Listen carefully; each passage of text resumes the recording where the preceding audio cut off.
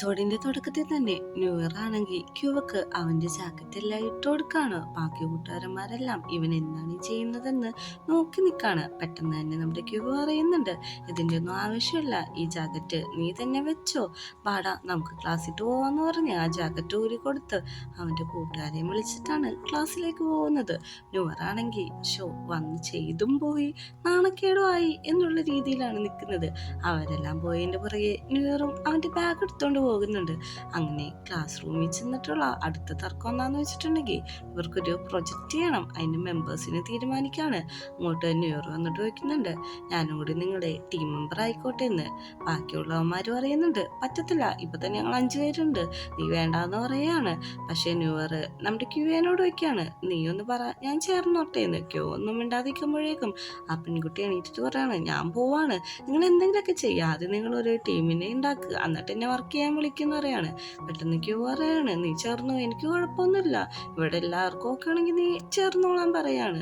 പെട്ടെന്ന് തന്നെ നമ്മുടെ സിന്ന് പറയുന്നുണ്ട്, എടാ നിന്നൊരു പോസ്റ്റ് പിടിച്ചിട്ടുണ്ട്, അതിൽ നിന്ന് മാറാൻ ഞാൻ നിന്നെ ഹെൽപ്പ് ചെയ്യാന്ന്. അങ്ങനെ ഹിയാണെങ്കിൽ അവന്റെ ഓഫീസിലെത്തിയിട്ടുണ്ടാവും.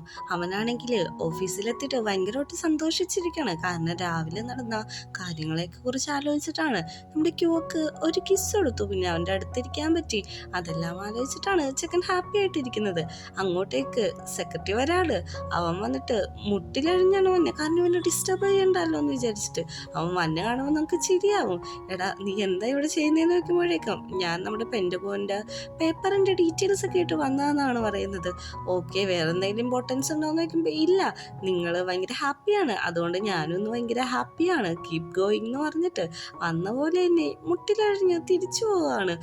ഇങ്ങനെയൊക്കെ കാണിക്കുന്നത് കാണുമ്പോഴേക്കും ശരിക്കും എനിക്ക് നല്ല രീതിക്ക് ചിരി വന്നായിരുന്നു. സെക്രട്ടറി അവിടെ നിന്ന് പോകുന്നുണ്ട്. അടുത്ത സീനിൽ നമ്മൾ കാണിക്കുന്നത് സ്കൂളിലെല്ലാവരും ടീമായിട്ട് തിരിഞ്ഞിട്ട് അവരവരുടെ വർക്കും കാര്യങ്ങളൊക്കെ ചെയ്യാണ്. ക്യൂ ആണെങ്കിൽ പെട്ടെന്ന് ഒരു പേന വയ്ക്കുമ്പോൾ തന്നെ അങ്ങോട്ടേക്ക് ന്യൂറും സിന്നും ഒരുമിച്ച് വന്നിട്ടാണ് ആ പേന കൊടുക്കുന്നത്. നമ്മുടെ സിന്നു പറയുന്നുണ്ട്, എടാ ന്യൂയറേ, നീ നിന്റെ കാര്യം നോക്ക്, കാരണം ഇവൻ എൻ്റെ ടീമിലാണല്ലോ, നിനക്ക് ചെയ്യാനുള്ള പണി നീ ചെയ്യ്, പേനയൊക്കെ ഞാൻ എടുത്തു കൊടുത്തോളാന്ന്. അവൻ ഭയങ്കര ദേഷ്യപ്പെട്ടാണ് പറയുന്നത്. നീ എന്തിനാണ് ഇങ്ങനെയൊക്കെ പറയുന്നത്, എനിക്കും ചെവിയുണ്ട്, ഞാൻ കേട്ടോണ്ടാണ് ഞാനും എടുത്തു കൊടുത്തേന്ന് പറയുന്നുണ്ട്. അങ്ങനെ രണ്ടുപേരും കൂടി തല്ലുപിടിച്ചുകൊണ്ടിരിക്കുമ്പോഴാണ് ആ പെൺകുട്ടി വിളിച്ചിട്ട് പറയുന്നത്, നമ്മുടെ സൈറ്റ് ഹാക്കായി, എനിക്ക് തോന്നുന്നില്ല ഇനി ബാക്കി പ്രോഗ്രാം എല്ലാം ചെയ്യാൻ പറ്റുമെന്ന്. പെട്ടെന്ന് തന്നെ ന്യൂ ഇയർ പറയുന്നുണ്ട്, ഞാനൊന്ന് ചെയ്തു നോക്കട്ടെ എന്ന് പറഞ്ഞിട്ട് അവൻ അതിൽ ചെയ്തു നോക്കുന്നുണ്ട്. കാരണം അവൻ കമ്പ്യൂട്ടർ എഞ്ചിനീയർ ആണല്ലോ. അവൻ ചെയ്ത് നോക്കി, എന്തോ ഒരു ആപ്ലിക്കേഷൻ ഇൻസ്റ്റാൾ ആകുമ്പോൾ തന്നെ അത് ശരിയാവുന്നുണ്ട്, എല്ലാവർക്കും സന്തോഷമാവുന്നുണ്ട്. അങ്ങനെ കുറച്ച് സമയം കഴിഞ്ഞിട്ടാണ് കാണിക്കുന്നത് എല്ലാ പിള്ളേരും അവിടെ ഇരുന്ന് ഓരോരോ വർക്ക് ചെയ്തുകൊണ്ടിരിക്കുകയാണ്. പെട്ടെന്ന് തന്നെ സിംഗ് ബാക്കിയുള്ളവരെ നോക്കിയിട്ട് കൈപൊക്കിയിട്ട് ഒരു സിഗ്നൽ കാണിക്കുന്നുണ്ട്.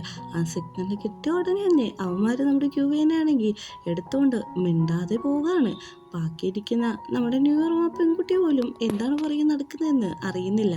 അങ്ങനെ അവന്മാര് എല്ലാവരും കൂടി ക്യുവേനൊരു സ്ഥലത്ത് കൊണ്ടിരുത്തിയിട്ട് ചോദിക്കുന്നുണ്ട്, ഞങ്ങൾക്ക് നിന്നോടൊരു കാര്യം ചോദിക്കാനുണ്ട്, കുറേ ഇതൊക്കെ സഹിക്കുന്നു, നിനക്ക് മനസ്സിലായിട്ടുണ്ടാവും എന്നറിയാമല്ലോ, നീ എന്ത് തേങ്ങയുടെ പറയണേന്നുള്ള ആക്ഷനിലാണ് നമ്മുടെ ക്യൂ ഇരിക്കുന്നത്.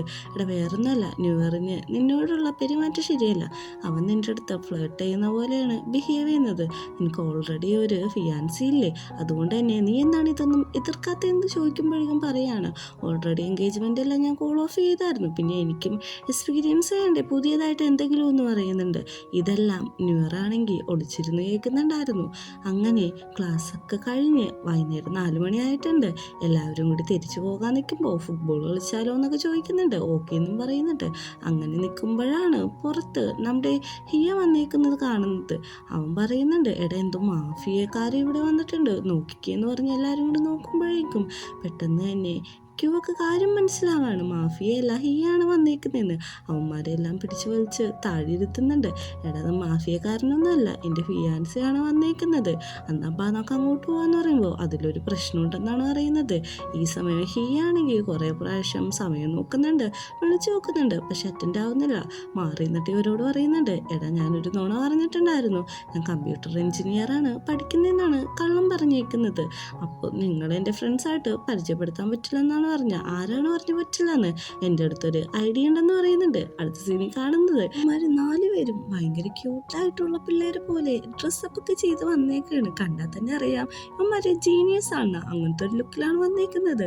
നമ്മുടെ ഹിയൊക്കെ ഇവരൊന്ന് നോക്കുന്നുണ്ട്, കാരണം ഭയങ്കര സിസ്റ്റമാറ്റിക് ആയിട്ടാണ് ഇവർ സംസാരിക്കുന്നത്, നടക്കുന്നതല്ല.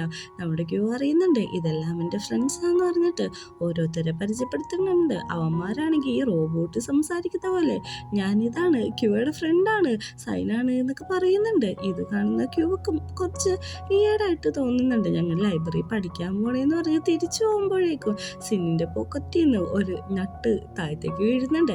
സെക്രട്ടറി പെട്ടെന്ന് ഓടിച്ചെന്ന് ആ നെറ്റ് എടുക്കുന്നുണ്ട്. അണ്ട് പറയുന്നുണ്ട് അതെ നിങ്ങളുടെ പോക്കറ്റിൽ നിന്ന് ഒരു നട്ട് താഴെ വീണെന്ന് പറയുന്നുണ്ട്. ഇത് നട്ടൊന്നുമല്ല, ഞങ്ങൾ കമ്പ്യൂട്ടർ എഞ്ചിനീയേഴ്സ് അല്ലേ, ഇത് കമ്പ്യൂട്ടറിൽ വെക്കണ ഒരു അഡാപ്റ്റർ പോലത്തെ ഒരു സാധനമാണെന്നാണ് പറയുന്നത്.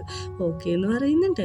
എന്നാൽ ഞങ്ങൾ പൊക്കോട്ടെ എന്ന് പറയുമ്പോൾ തന്നെ സൈനാണെങ്കിൽ ഓടി വന്നിട്ട് പറയുന്നുണ്ട് ഫാദർന്ന്. എന്നെല്ലാവരും നോക്കുന്നുണ്ട്, ഇവൻ ആരെയാണ് ഈ ഫാദറിനൊക്കെ വിളിക്കുന്നതെന്ന്. വേറെ ആരെയല്ല, നമ്മുടെ സെക്രട്ടറിയാണ്. അവനോട് വയ്ക്കുന്നുണ്ട് ഇത് ഞങ്ങളുടെ അമ്പലത്തിയിട്ടുള്ള ഒരു ഫണ്ടാണ്, കുറച്ച് പൈസ ഇടുമെന്ന് വയ്ക്കുന്നുണ്ട്. നീ എന്നെ അച്ഛാന്ന് വിളിച്ചല്ലേ, നീ ഇങ്ങോട്ട് നീട്ട്, ഇങ്ങോട്ടാണെങ്കിൽ നിനക്ക് കുറച്ചധികം ഫണ്ട് കിട്ടുമെന്ന്.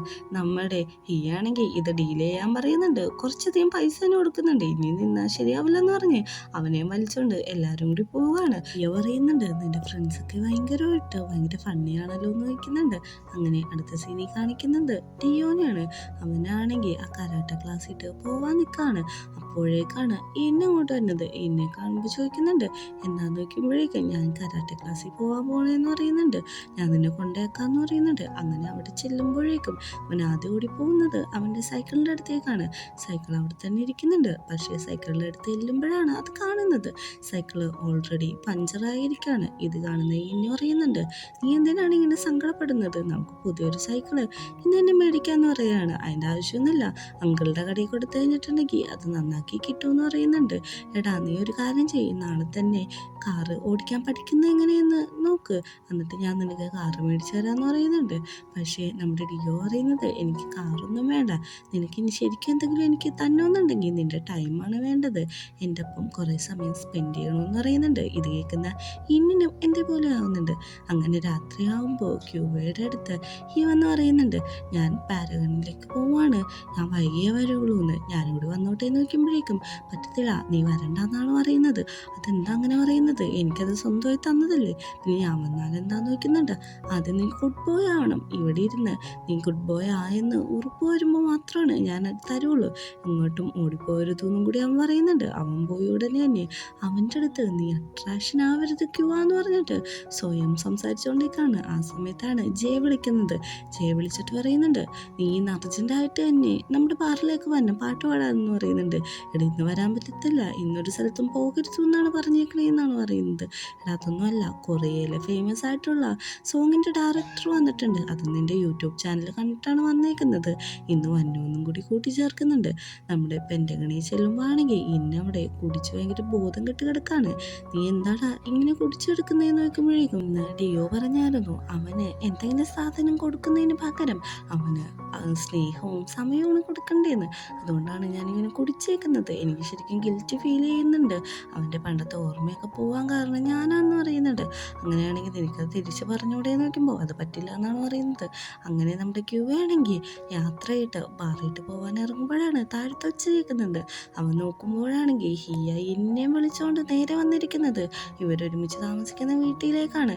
ഇനിയൊന്നും ചെയ്യാൻ പറ്റില്ലെന്ന് മനസ്സിലായ ക്യൂ ആണെങ്കിൽ പയ്യെ അവിടുന്ന് മുറിയുടെ ഉള്ളിട്ട് കയറിയിട്ട് ഇനി എന്ത് ചെയ്യുമെന്ന് ആലോചിക്കുന്നുണ്ട്. ഇന്നിനോട് ഹിയാണെങ്കിൽ പറയുന്നുണ്ട് എടാ നീ ഇങ്ങനെ ഗിൽറ്റിയൊക്കെ ആയിട്ട് എത്ര നാളിങ്ങനെ നടക്കും, നിനക്ക് വേണമെങ്കിൽ ഉള്ള സത്യം അവനോട് തുറന്നു പറയാം, അല്ലെങ്കിൽ പറയാതിരിക്കാം, പക്ഷേ നീ പറയാതിരിക്കും തോറും നിനക്ക് തന്നെയാണ് സങ്കടം കൂടുതൽ വരുള്ളൂ എന്ന് പറയാണ്. ഈ സമയത്താണ് ക്യൂ അങ്ങോട്ട് നൈറ്റ് ഡ്രസ്സൊക്കെ ഇട്ടിട്ട് ഇറങ്ങി വരുന്നത്. ഇന്നെന്താ ഇവിടെ നോക്കുന്നുണ്ട്, അവൻ കുറച്ച് കുടിച്ചിട്ടുണ്ട് അതാന്ന് പറയുന്നുണ്ട്. അവനോട് നമസ്കാരമൊക്കെ പറയുന്നുണ്ട്. അതിനുശേഷം ചോദിക്കുന്നുണ്ട് നീ എന്താ ഇങ്ങോട്ട് ഇറങ്ങി വന്നേന്ന് നോക്കുമ്പോഴേക്കും ഞാൻ വെള്ളം എടുക്കാനാണ് വന്നതെന്ന് പറയുന്നുണ്ട്. നമ്മുടെ ഹിയാണെങ്കിൽ അപ്പം തന്നെ വെള്ളം കൊടുത്തിട്ട് ഇനി പൊക്കത്തേക്ക് പൊക്കോളാനാണ് പറയുന്നത്. പൊക്കത്ത് നിന്നിരുന്ന് അവന് മനസ്സിലായി ഇനി അവൻ ഇന്ന് പോകാൻ പറ്റില്ലെന്ന്. പെട്ടെന്ന് തന്നെ ജയ്ക്ക് മെസ്സേജ് അയക്കുന്നുണ്ട് എടാ ഇന്ന് എനിക്ക് വരാൻ പറ്റില്ലെന്ന് പറഞ്ഞിട്ട്. പിറ്റേ ദിവസം രാവിലെ തന്നെ ക്യൂവ ആണെങ്കിൽ ഹിയയുടെ മുമ്പിൽ ചെല്ലുമ്പോഴേക്ക് ഹിയ പറയാണ് ഇന്ന് നമുക്കൊരു ഡേറ്റിങ്ങിന് പോവാന്ന്. പക്ഷെ ക്യൂ അറിയുന്നുണ്ട് പറയുന്നുണ്ട് അതിന് ഇന്ന് ശനിയാഴ്ച അല്ലല്ലോ എന്ന്. നമ്മുടെ ഇടയിൽ ശനിയാഴ്ച മാത്രമാണ് ഡേറ്റിങ്ങിന് പോകാൻ പാടുള്ളൂ ഒന്നുമില്ലല്ലോ. അങ്ങനെയാണെങ്കിൽ നമുക്ക് ഇന്ന് തന്നെ പോകാമല്ലോ എന്നാണ് പറയുന്നത്. അങ്ങനെ രണ്ടുപേരും കൂടി ഡേറ്റിങ്ങിന് പോകുന്നുണ്ട്. ഇവർ ഓൾറെഡി പോയ സ്ഥലത്ത് തന്നെയാണ് പോകുന്നത്. നമ്മുടെ ക്യൂ എന്തെങ്കിലും മിണ്ടണ്ടെന്ന് വിചാരിച്ചിട്ട് ഈ കോളിഫ്ലവർ നല്ല ടേസ്റ്റ് ആണെന്ന് പറയാണ്. നമ്മുടെ ഹിയോ അറിയുന്നുണ്ട്, എടാ അത് കോളിഫ്ലവർ അല്ല, അതിൻ്റെ പേര് ബ്രോക്കോളി എന്നാണെന്ന്. പെട്ടെന്ന് തന്നെ അവന് അത് മനസ്സിലാവുന്നുണ്ട്. അങ്ങനെ തന്നെ പിറ്റേ ദിവസം രാവിലെ ആണെങ്കിൽ ക്യൂവിനേറ്റ് ചെല്ലുമ്പോൾ ഹിയോ ബ്രേക്ക്ഫാസ്റ്റ് ഉണ്ടാക്കിക്കൊണ്ടിരിക്കുകയാണ്. എന്തെങ്കിലും ഹെൽപ്പ് ചെയ്യണമെന്ന് നോക്കുമ്പോഴേക്കും ഈ എഗ് ഒന്ന് ബോയിൽഡ് കട്ട് ചെയ്ത് വരുമെന്ന് ഇരിക്കുന്നുണ്ട്. ഓക്കെ എന്ന് പറയുന്നുണ്ട്. പക്ഷെ അവന് കട്ട് ചെയ്യുന്നത് എങ്ങനെയാണെന്ന് മാത്രം നന്നായിട്ട് അറിയില്ല. അതുകൊണ്ട് വലിയൊരു കത്തിയൊക്കെ എടുത്തിട്ട് അത് തല്ലി പൊട്ടിക്കുകയാണ്. പെട്ടെന്ന് തന്നെ ഹിയോ പറയുന്നുണ്ട്, നിനക്കൊന്നും അറിയില്ല, ഈ ബേസിക് ആയിട്ടുള്ള കാര്യം പോലും അറിയത്തില്ലല്ലേ, നീ ചെയ്യണ്ടെന്ന് പറയാണ്.